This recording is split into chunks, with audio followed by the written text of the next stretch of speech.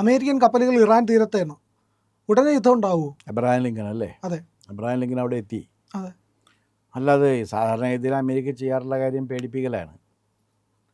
അപ്പോൾ ഞങ്ങളിതേ വന്നിരിക്കുന്നു, മസിൽ കാണിച്ചിട്ട് ഈ ഗുണ്ടകളൊക്കെ നിന്നിട്ട് മസിലുരുട്ടി കാണിച്ച് പേടിപ്പിക്കുന്ന രീതിയിൽ ഈ യുദ്ധത്തിൻ്റെ എല്ലാ ഉപകരണങ്ങളൊക്കെ ഉള്ള കപ്പലുകളൊക്കെ അവിടെ കൊണ്ടുവന്ന് 7-ാം കപ്പൽപ്പട വരുന്നു എന്നൊക്കെ പറഞ്ഞിട്ട് പണ്ട് ഇതുണ്ടായിരുന്നു. എൻ്റെയൊക്കെ ചെറുപ്പത്തിൽ കേട്ടിട്ടുണ്ട്. 7-ാം കപ്പൽപ്പട പുറപ്പെട്ടു എന്നും പറഞ്ഞിട്ടുണ്ട്. അപ്പോൾ ഈ 7-ാം കപ്പൽപ്പട വന്നു കഴിഞ്ഞാൽ അവിടെയൊക്കെ നശിപ്പിച്ച് നാറാണക്കല്ലെടുത്തിട്ട് പോകും എന്നൊക്കെ ധാരണയിലായിരുന്നു. പക്ഷെ ഇപ്പോൾ ഇറാൻ പറയണത് അവർ ഞങ്ങൾ തിരിച്ച് യുദ്ധത്തിന് തയ്യാറാണെന്നാണ്. ഇറാന് വേറൊരു കാര്യമുണ്ട്, ഇറാൻ ആണവ ആയുധങ്ങൾ കയ്യിലുള്ള ഒരു രാജ്യവും കൂടിയാണ്. അപ്പോൾ ഇറാന് എതിരെ അമേരിക്ക യുദ്ധം തുടങ്ങിക്കഴിഞ്ഞാൽ അത് ഇറാന് തീർച്ചയായിട്ടും ഇറാന് സർവൈവ് ചെയ്യാൻ പ്രയാസം വരുന്നൊരു യുദ്ധമായിരിക്കും. പക്ഷെ അങ്ങനെ വരുമ്പോൾ ഇവർ ആണവായുധങ്ങൾ ഉപയോഗിക്കുകയാണെങ്കിൽ അത് ലോകത്തിന് താങ്ങാൻ വയ്യാത്തൊരവസ്ഥയിലേക്ക് എത്തുകയും ചെയ്യും. അതാണിപ്പോൾ സംഭവിക്കാൻ പോകുന്നൊരു കാര്യം. കാരണം ആണവായുധങ്ങളുണ്ട്, അന്തം വിട്ട പ്രതി എന്തും ചെയ്യും എന്ന് പറയുന്ന രീതിയിൽ 7-ാം കപ്പൽപ്പട അല്ലെങ്കിൽ എബ്രഹാം ലിങ്കൺ എന്ന് പറഞ്ഞ കപ്പൽ വന്നിട്ട് ആ കപ്പലിൽ നിന്നുള്ള ആയുധങ്ങളും വെടിക്കോപ്പുകളും മറ്റുമൊക്കെ ഉപയോഗിച്ചിട്ട് യന്ത്രസാമഗ്രികളും ഉപയോഗിച്ചിട്ട് ഇറാനെ തകർക്കാൻ വേണ്ടി ശ്രമിക്കുമ്പോൾ പിടിച്ചു നിൽക്കാൻ വേണ്ടി ഇറാൻ ഇത് ഉപയോഗിച്ചാൽ എന്ത് ചെയ്യും? അതെ, ഇൻകുലാബ് സ്ക്വയർ എന്ന് പറയുന്ന ഇറാൻ്റെ ഒരു ചത്തുരത്തിൽ ഒരു വലിയ പെയിന്റിങ് വെച്ചിട്ടുണ്ട് അവരിപ്പോൾ. അതായത് ഈ എബ്രഹാം ലിങ്കൺ എന്ന് പറയുന്ന വിമാനവാഹിനി കപ്പൽ, ആണവശക്തിയുള്ള ഈ കപ്പലിൻ്റെ മുകളിലെല്ലാം തകർന്നു കിടക്കുന്നു, ചോരപ്പാടുകൾ, കടലാകെ 3 ചോര ചാലുകൾ ഇങ്ങനെ ഒഴുകിയിരിക്കുന്ന പടം. അതായത് അമേരിക്കൻ പതാകയുടെ ഒരു മോഡലിൽ ഈ പറയുന്ന എബ്രഹാം ലിങ്കനെ ആക്രമിച്ച് തകർത്തതായിട്ട് അതായത് ഞങ്ങളെ ആക്രമിച്ചാൽ ഞങ്ങൾ നിങ്ങളെ തകർക്കുമെന്ന് അവരും പറയുന്നു. അമേരിക്കയുടെ മണ്ണിൽ കയറി അടിക്കുമെന്നാണ് ഖമനേയി പറഞ്ഞത്. അതത്രയ്ക്ക് സാധ്യമാകുമോ എന്നുള്ള കാര്യം, ദൂരത്തിൻ്റെ പ്രശ്നം വരില്ലേ? അതെ, അത് തന്നെ ഇവിടെ നിന്ന് വിട്ടു കഴിഞ്ഞാൽ അമേരിക്കയുടെ മണ്ണിലേക്ക് പോകുന്ന വിധത്തിലുള്ള യുദ്ധോപകരണങ്ങൾ അവർക്കുണ്ടോ എന്ന് നമുക്കറിയില്ല. പക്ഷേ ഈ അണുവായുധങ്ങൾ ഉപയോഗിക്കുന്നൊരു സാഹചര്യം വന്നാൽ എന്ത് ചെയ്യും എന്നുള്ളൊരു ചോദ്യമുണ്ട്. അതിപ്പോൾ അക്കാര്യത്തിലൊരു തീരുമാനം അമേരിക്കയും ഇറാനും മാത്രം എടുത്താൽ പോരല്ലോ, ലോകത്തിലെ ബാക്കി രാജ്യങ്ങളും ബാക്കി ജനങ്ങളും ഒക്കെ കൂടി എടുക്കേണ്ടി വരും. അതായത് അറേബ്യൻ സീയിലാണ് എന്നുള്ള ഒരു പ്രശ്നമാണ്. ഇന്ത്യയാണ് നമുക്ക് അതിനകത്ത് കൺസേൺ ഉണ്ട് തീർച്ചയായിട്ടും. നമ്മുടെ അടുത്ത രാജ്യമല്ലേ ഇറാൻ. അതെ, ഈ പേർഷ്യയിൽ നിന്നാണല്ലോ ആദ്യമായിട്ട് ആളുകളൊക്കെ ഇവിടെ വന്നിരുന്നത്. പേർഷ്യയിൽ നിന്ന് വന്നവർ മുഹമ്മദിയരല്ല ആദ്യം പേർഷ്യയിൽ നിന്ന് വന്നിരുന്നത്, പേർഷ്യക്കാർ വന്നിരുന്നു. ഇസ്ലാം വന്നതിന് ശേഷമാണ് മുഹമ്മദിയർ വന്നു തുടങ്ങിയത്. ഇപ്പോൾ ഈ രാജ്യം എന്ന് പറഞ്ഞാൽ അത് ഈ പേർഷ്യൻ ജനതയെയാണ് ഇസ്ലാമാക്കി മാറ്റിയത്. ആ പേർഷ്യൻ ജനതയുടെ ഒരു സംസ്കാരത്തിൻ്റെയും കൂടി ഒരു പ്രശ്നമുണ്ട് അതിനകത്ത്. ഇസ്ലാമിൻ്റെ ഒരു മാത്രമല്ല അതിനകത്തുള്ളത്. അപ്പോൾ ആ പേർഷ്യൻ ജനതയുമായിട്ട് നമുക്ക് നല്ല അടുത്ത ബന്ധമുള്ളതാണ്. അതെ. അപ്പോൾ ഇതിൻ്റെ അർത്ഥം എന്താണെന്ന് വെച്ചാൽ ഇറാനെതിരെ എണ്ണയുടെ കാര്യത്തിൽ ഉപരോധം ഏർപ്പെടുത്തി. അത് പക്ഷേ വിജയിച്ചിട്ടില്ല എന്നുള്ളതിൻ്റെ സൂചന. ഉപരോധം ഏർപ്പെടുത്തിയിട്ട് ഇറാനെ തകർക്കുന്നതിന് വേണ്ടി അമേരിക്ക ഒരു ശ്രമം നടത്തി. പക്ഷെ അത് വേണ്ടത്ര വിജയിച്ചിട്ടില്ല എന്നുള്ളതാണല്ലോ ഇതിൻ്റെ ഒരു സൂചന വരുന്നത്. അത് വിജയിച്ചിരുന്നു എങ്കിൽ ഇതിൻ്റെ ആവശ്യം വരില്ലായിരുന്നല്ലോ. കാരണം അത് വെച്ചിട്ട് തടഞ്ഞു നിർത്താൻ കഴിയുമായിരുന്നു. പിന്നെ ഒരു കാര്യം, ഇറാൻ എന്ന് പറഞ്ഞു കഴിഞ്ഞാൽ മതമൗലികവാദികൾക്കും ഇറാൻ ഇസ്ലാമിക് റവല്യൂഷണറി ആർമിയാണ്, IRA അല്ലേ, IRGC Iran revolutionary guards corps. അതെ, അതാണ് വരുന്നത്. എന്ന് വെച്ചാൽ ശരിക്കും ഇറാൻ്റെ മതസൈന്യമാണ് വരുന്നത്. ആ ഇറാൻ്റെ മതസൈന്യമാണ് വരുന്നത്. ആ മതസൈന്യത്തോടുള്ള നിരന്തര യുദ്ധത്തിലായിരുന്നു ആര്? ഇസ്രയേൽ. കാരണം ഇസ്രയേൽ ഈ ഹമാസിനെ കൊണ്ട് ഈ കാര്യങ്ങളൊക്കെ ചെയ്യിപ്പിച്ചിരുന്ന ആരായിരുന്നു? ഈ ഹമാസിനെ കൊണ്ട് ഈ കാര്യങ്ങൾ മുഴുവൻ ചെയ്യിപ്പിച്ചിരുന്നത് ഇറാനായിരുന്നു. ഇറാൻ്റെ സഹായത്തോടു കൂടിയാണ് ഹമാസ് പ്രവർത്തിച്ചുകൊണ്ടിരുന്നത്.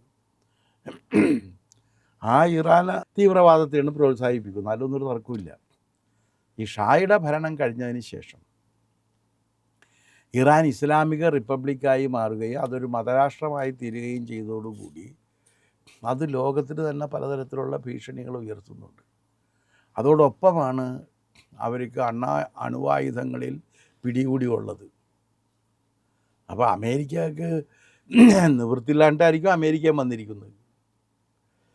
കാരണം ഇത്രയും ദൂരം വന്നുള്ളൊരു യുദ്ധത്തിന് തയ്യാറാണ് എന്ന് പറഞ്ഞ് അമേരിക്ക വന്നു കഴിഞ്ഞാൽ ചിലപ്പോൾ വേറൊരു കാര്യമുണ്ട്, വെറും പടമായിട്ട് ഇത് മാറാം. കാരണം ഇതിങ്ങനെ വെച്ചിട്ട് അമേരിക്കയെ ഒരു സൈക്കോളജിക്കൽ വാർഫെയർ നടത്തി അമേരിക്കയെ പരാജയപ്പെടുത്താം എന്നും ഇവർ കരുതിയിട്ടുണ്ടാകാം. പക്ഷെ ഖമനി ഏതാണ്ട് 4 ദിവസത്തിലേറെയായി ബങ്കറിനടിയിൽ മണ്ണെണ്ണ വിളക്കുമായിട്ട് പോയിരിക്കുകയാണ്.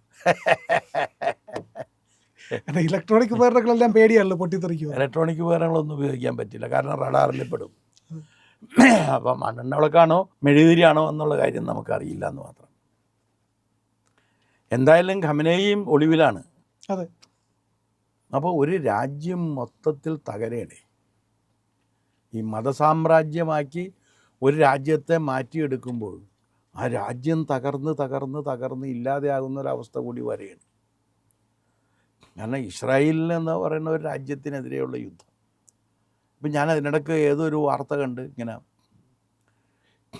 മതത്തിൻ്റെ പേരിൽ ഇസ്രായേൽ രൂപീകരിക്കരുത് എന്ന് പറയുന്ന അഭിപ്രായക്കാരനായിരുന്നു മഹാത്മാഗാന്ധി എന്ന്. മഹാത്മാഗാന്ധിയുടെ അഭിപ്രായം അതായിരുന്നില്ല. മതരാഷ്ട്രങ്ങളെ ലോകത്ത് പാടില്ല എന്നാണ് പറഞ്ഞിരുന്നത്. അതായത് ജൂതന്മാരുടെ മതരാഷ്ട്രം വരാൻ പാടില്ലെന്നോ ക്രിസ്ത്യാനികളുടെ മതരാഷ്ട്രം വരാൻ പാടില്ലെന്നോ അല്ല പറഞ്ഞിരുന്നത്. ഇസ്ലാമിൻ്റെയും ക്രിസ്ത്യാനിയുടെയും യഹൂദൻ്റെയും മതരാഷ്ട്രങ്ങൾ ലോകത്ത് പാടില്ല എന്നാണ് ഗാന്ധി പറഞ്ഞത്. അല്ലാണ്ട് ഇറാനെതിരെ അല്ലെങ്കിൽ മറ്റവർക്കെതിരെ മാത്രം ഇസ്രായേലിനെതിരെ മാത്രം പറഞ്ഞതല്ല. പക്ഷെ അത് കട്ട് ചെയ്തിട്ട് ഇസ്രായേലിനെതിരെ പറഞ്ഞു എന്ന നിലക്കാണ് ഇത് അവതരിപ്പിച്ചുകൊണ്ടിരിക്കുന്നത്. അതല്ല എൻ്റെ ശരി. കാരണം മതരാഷ്ട്രങ്ങൾ എവിടെ വന്നു കഴിഞ്ഞാലും അത് അപകടം ഉണ്ടാക്കും. അതിൻ്റെ ഇപ്പോൾ തെളിവാണ് ഈ കാണുന്നത്. മതരാഷ്ട്രം വന്നതിൻ്റെ അടിസ്ഥാനത്തിലാണ്. അല്ലെങ്കിൽ ഇസ്രായേലിൻ്റെ വെക്കിട്ട് കയറേണ്ട എന്ത് കാര്യമുണ്ട്? ഇസ്രായേൽ ആ രാജ്യം ഉണ്ടാക്കിയിട്ട് അന്ന് തുടങ്ങി ഇസ്രായേലിനെ ഉപദ്രവിച്ചുകൊണ്ടിരിക്കുകയാണ്. ആദ്യം പാലസ്തീനാണ്, ഇപ്പോൾ പാലസ്തീൻ ഇല്ല. ഇപ്പോൾ ആരെങ്കിലും PLA കുറിച്ച്, പാലസ്തീൻ ലിബറേഷൻ ആർമിയെക്കുറിച്ച് ആരെങ്കിലും പറയുന്നുണ്ടോ? ഒരാളും പറയുന്നില്ല. ഇപ്പോൾ പറയുന്ന ഹമാസിനെ കുറിച്ചാണ്. ഹമാസ് ഒരു തീവ്രവാദ സംഘടനയാണ്. ഹമാസ് അതായിരുന്നു. പാലസ്തീൻ ലിബറേഷൻ ആർമിയും തീവ്രവാദ സംഘടന തന്നെയായിരുന്നു ബിഗിനിങ്ങിൽ. പക്ഷേ ഒരു രാജ്യം ഉണ്ടാകാൻ വേണ്ടിയുള്ള പരിശ്രമത്തിൻ്റെ ഭാഗമായിട്ട് അവർ വന്നതിൻ്റെ അടിസ്ഥാനത്തിലാണ് യസാർ അരാഫത്ത് എന്ന് പറയുന്ന അന്നത്തെ നേതാവിനെ ഇന്ദിരാഗാന്ധി അംഗീകരിക്കുകയും എൻ്റെ സഹോദരനാണെന്നും സഹോദരിയാണെന്നും പറയുകയും ഇവർ പരസ്പരം കെട്ടിപ്പിടിച്ചുകൊണ്ട് നിൽക്കുന്ന ചിത്രങ്ങളൊക്കെ അന്ന് വലിയ വാർത്തയായിരുന്നു. ഇത് 80s തോന്നണം. വലിയ വാർത്തയായിരുന്നു.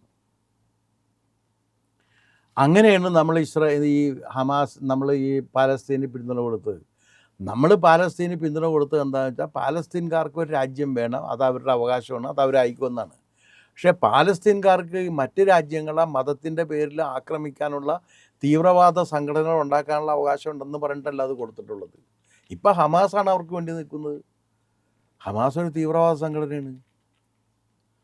ആ തീവ്രവാദ സംഘടന അവിടെ പ്രവർത്തിച്ചുകൊണ്ടിരിക്കുകയാണേ. അപ്പോൾ ഇത് ഈ ഇറാൻ അമേരിക്കൻ യുദ്ധം വരണമെങ്കിൽ തന്നെ അത് നമ്മൾ കരുതുന്നതിനേക്കാളൊക്കെ കോംപ്ലിക്കേറ്റഡ് ആയിട്ടുള്ള ഒന്നായിട്ടാണ് അത് മാറാൻ പോകുന്നത്. അപ്പോൾ ഉടനെ തന്നെ അടിക്കാൻ പോകുന്ന അവരെന്ത് ചോദിച്ചാൽ ഇസ്രായേലിനെ അടിക്കും, അത് സംശയമില്ല കാര്യത്തിൽ. ഇതൊക്കെ നമ്മുടെ അയൽരാജ്യങ്ങളായിട്ടാണ് നടക്കുന്നത്, അവിടെയാണ് ഇത് നടക്കുന്നത് എന്നുള്ളതിൻ്റെ പേരിൽ നമുക്കിത് കാണാതിരിക്കാനും കഴിയില്ല. അമേരിക്ക വരുന്നു എന്ന് പറഞ്ഞു കഴിഞ്ഞാൽ അമേരിക്ക ദൂരെ നിന്ന് വന്നേക്കാണ്, ഇവരെ സഹായിക്കാൻ വേണ്ടി വന്നേക്കാണ്. അപ്പോൾ ഞങ്ങൾ അമേരിക്കയെ കൊല്ലും എന്ന് പറഞ്ഞു കഴിഞ്ഞാൽ അമേരിക്കയെ കൊല്ലാൻ ഇവർ അങ്ങോട്ട് പോകണം. ഒരുപാട് ദൂരം സഞ്ചരിക്കണമല്ലോ. അത്രയും ദൂരം സഞ്ചരിച്ച് അമേരിക്കയിൽ ചെന്ന് പതിക്കാൻ പറ്റുന്ന മിസൈൽ ഇവർക്ക് ഉണ്ടോ എന്ന് എനിക്കറിയില്ല. അല്ലെങ്കിൽ ബോംബർ വിമാനങ്ങൾ വെച്ചുകൊണ്ട് ഇവർക്ക് അത്രയും പറന്ന് ചെന്നിട്ട് ഇത് ഇട്ടിട്ട് തിരിച്ചു പോരാൻ കഴിയുമെന്ന് അതും എനിക്കറിയില്ല. അതൊക്കെ അവരുടെ മിലിറ്ററി സ്ട്രാറ്റജിയാണ്. നമുക്കറിയാത്ത കാര്യങ്ങളുമൊക്കെ അതിനകത്ത് കണ്ടേക്കാം രഹസ്യമായിട്ടുള്ളത്. പക്ഷെ ഇതെന്ത് വന്നു കഴിഞ്ഞാലും ആത്യന്തികമായിട്ട് ഇതൊരു വലിയ നാശത്തിലേക്കാണ് അത് നീങ്ങുന്നത്. അപ്പോൾ ഇസ്രായേൽ ചിത്രം വെച്ചിട്ടുണ്ടെങ്കിലും ആ ചിത്രം, കാരണം യുദ്ധത്തിലൊരു കാര്യമുണ്ടല്ലോ, യുദ്ധത്തിൽ കരുത്ത് വളരെ പ്രധാനപ്പെട്ട കാര്യമല്ലേ. അതെ. അല്ലാതെ നമ്മൾ വേറെ പറഞ്ഞിട്ട് കാര്യമൊന്നും ആയില്ലല്ലോ. യുദ്ധത്തിൽ ഇവർ അള്ളാഹുവിൻ്റെ തിരുനാമത്തിലൊക്കെ യുദ്ധം ചെയ്യുമെന്നുണ്ടെങ്കിലും മറ്റവർക്ക് ആയുധങ്ങൾ ബലമില്ലേ. ആയുധബലവും സൈന്യബലവും എല്ലാം കൂടിയ കക്ഷിക്ക് ഒരു ജയസാധ്യത കൂടുതലാണ്. അപ്പോൾ ഇറാൻ യുദ്ധം പ്രഖ്യാപിച്ചു കഴിഞ്ഞാൽ അത് വെച്ച് നോക്കുമ്പോൾ ജയസാധ്യത കൂടുതലുള്ള ആർക്കാണ്? അമേരിക്കക്കാണ്. ഇതേ കാര്യം തന്നെയാണ് നമ്മൾ ഉക്രൈൻ കാര്യത്തിലും പറഞ്ഞത്. ഉക്രൈൻ യുദ്ധം പ്രഖ്യാപിക്കുന്നതിന് മുമ്പ് അയാൾ വന്നിട്ട് എന്താണ് സെലൻസ്കി, അയാൾ എന്തോ ഒരു നടനായിരുന്നു, റിയാലിറ്റി ഷോ എന്തോ ഒരു നടനായിരുന്നു. അയാളെ പിടിച്ചിട്ടാണ് ഇവരാക്കിയത്. Comedy show. അയാൾ വന്നിട്ട് അടുത്ത ദിവസം ഒരു യുദ്ധം പ്രഖ്യാപിക്കുകയാണ് അങ്ങ് ചെയ്തത്. പക്ഷെ ആ യുദ്ധപ്രഖ്യാപനം ആ രാജ്യം തകർത്ത്. കാരണം ഇപ്പോൾ ആ യുദ്ധത്തിൽ നഷ്ടം വന്നേക്കണത് ആർക്കാണ്? റഷ്യക്ക് കാര്യമായ നഷ്ടമൊന്നും സംഭവിച്ചിട്ടില്ല. അവരവരുടെ റഷ്യൻ ജനത സുഖമായിട്ട് ജീവിക്കല്ലേ. യാതൊരു ഇതുമില്ലാതെ ജീവിക്കുന്നത് ഉക്രൈനിലെ ജനതയാണ്. അവരുടെ ലാൻഡ് കുറേ നഷ്ടപ്പെട്ടിട്ടുണ്ട്, അവരുടെ വ്യവസായങ്ങൾ തകർക്കപ്പെട്ടിട്ടുണ്ട്, അവരുടെ ജനങ്ങൾക്ക് ഓടിപ്പോകേണ്ടി വന്നിട്ടുണ്ട്, അവരുടെ പല സ്ഥലങ്ങളിലും കെട്ടിടങ്ങളൊക്കെ ബോംബ് വീണ് തകർക്കപ്പെട്ടിട്ടുണ്ട്. അപ്പോൾ അതേ രീതിയിലുള്ളൊരു കാര്യം. കാരണം റഷ്യക്ക് ഇവരെക്കാൾ കൂടുതൽ ശക്തിയുണ്ടെന്നുള്ളതാണ്.